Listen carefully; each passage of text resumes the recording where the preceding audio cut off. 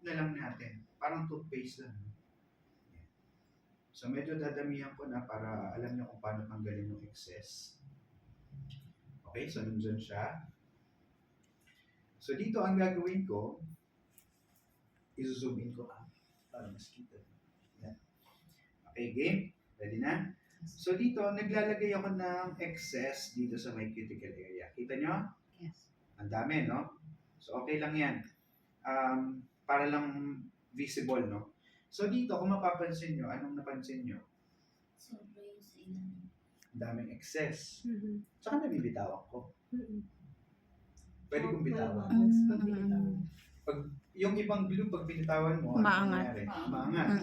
Nagkakaroon ng bubbles. So dito, wala po. So ang purpose kasi ng excess na yon is para hindi pasukin ng hangin. Okay? Close na yan. Pero hindi ko muna tatanggalin yan. Kasi pag tinanggal ko yan, lalong kakalat. Okay? So, check natin sa side kung okay na. Yan. Ganyan natin para magkaroon sa gilid. Pakibigit pa rin. Okay. Okay na. So dito, medyo feel ko kung bumabangga sa may cuticle. Bumabangga na? Hindi. Okay. So, gamit tayo ng pang flash cure. So, ang pinagkaiba din dito, ito pwede mong bitawan. So, pwede mong i-check kung straight yung pagkakalagay mo. So, ganito ang gagawin natin. Babalik rin natin yung kamay. Yun lang pababa. Okay. Then, kunin nyo yung sa may ibabaw. Pababa. So, pwede naman yung gano'n. No? Kaso yun nga lang, minsan kumakalat pag gano'n ang ginagawa. Okay. Straight na ba sa'yo, ma'am? Tignan mo. Yes. Pwede natin ipa-check. Straight? Sure? Yes. Okay. So, pag straight na, kukunin ko lang yung aking, saan yun? Ito. Yung pang flash cure. Okay. Then, pwede natin, 1, 2, 3. May na-feel ka? Mainit? So, may heat spike. So, pag may heat spike, yun yung sign na medyo natuyo na siya. Okay? Pero hindi pa fully cure lahat yan. Okay? Kumbaga, nag-set lang. So, huwag niyong iilawan ng lahat. Kumbaga, lahat. Huwag.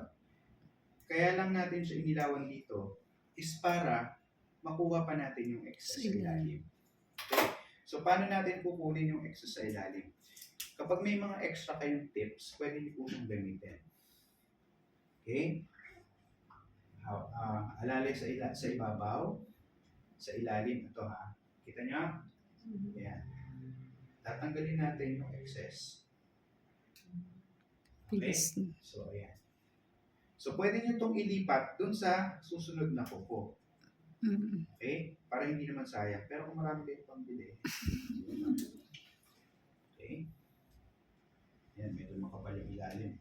So, ito gagawin nyo lang ito pag napasobra. Pero, kung kaya nyo naman tansyahin, sakto, mas maganda. Mas tipid.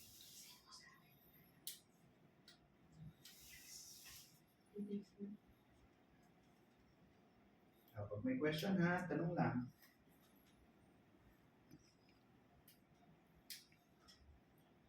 Okay? So, just in case naman, syempre yung product o yung glue dumikit sa skin. So, ano pwede natin palinis? Gel cleanser. Okay. So, pwede natin i-cleanser yon. Punasan na natin habang hindi pa natin na-cure. Kasi po, pag yan na-cure na, hindi na natin matatanggal yun. Yan. Okay? So, pag lahat yan, nalagyan na natin, saka na natin siya i-fully cure sa UV na. Ilang seconds? 30 seconds. Mahirap, madali. Madali. So, nagdidepende lang tayo sa mga glue na ginagamit natin. Kasi normally, kapag, syempre, magsha-shopping